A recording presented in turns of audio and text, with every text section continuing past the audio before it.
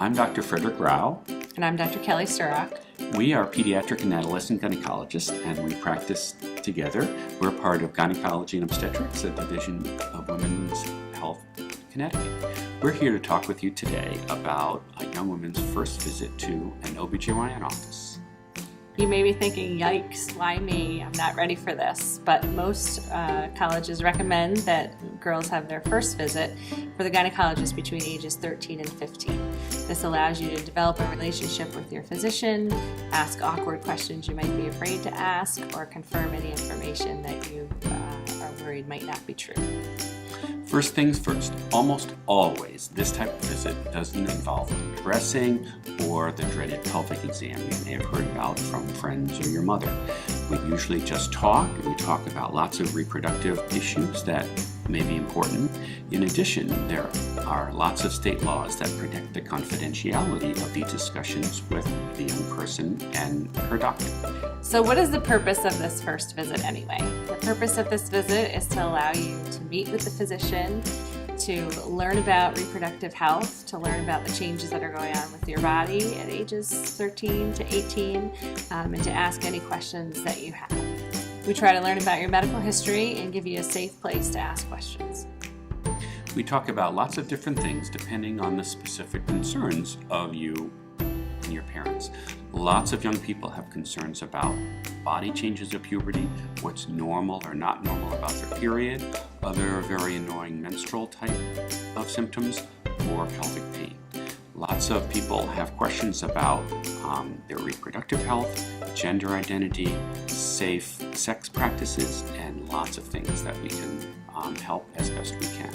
Of course, it's difficult to address all these things at the first visit. So we allow you the first visit to make a relationship with your physician, ask the initial questions that are really bothering you, and plan for future visits for any other concerns that may develop.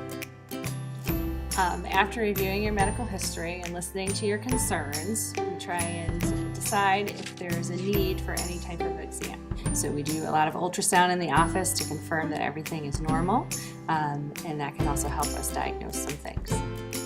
As gynecologists, we are also looking for things that are a little more unusual. For instance, certain medical problems can affect your periods. There can be birth defects of the uterus and vagina, or problems with the ovary. So we try to look at the teenager's medical history and try to de-stress some of the concerns that you may have. It allows you to develop that relationship with your physician so that when you present and need a pelvic exam in the future, it's not as awkward and it's with someone that you trust. We try and avoid people having that first pelvic exam in the emergency room with someone they don't know when they have a problem. The other thing we try to do is to model unstressful and respectful communication between the daughter, you, and your parents. It takes practice to talk about these awkward issues, and we try to foster that type of communication that can be helpful in the future. The first visit can be uncomfortable for both parents and for you, but as subsequent visits go on, it does tend to get easier. So Fred and I are available to see patients and answer any questions that you may have, but if you're not ready yet for that first visit, there are some websites you can go to. One is the North American Society for Pediatric and Adolescent Gynecology, and the other? That site is NASPAG, NASPAG.org. There's another one called YoungWomen'sHealth.org that has great information about a lot of the topics that we're talking about today.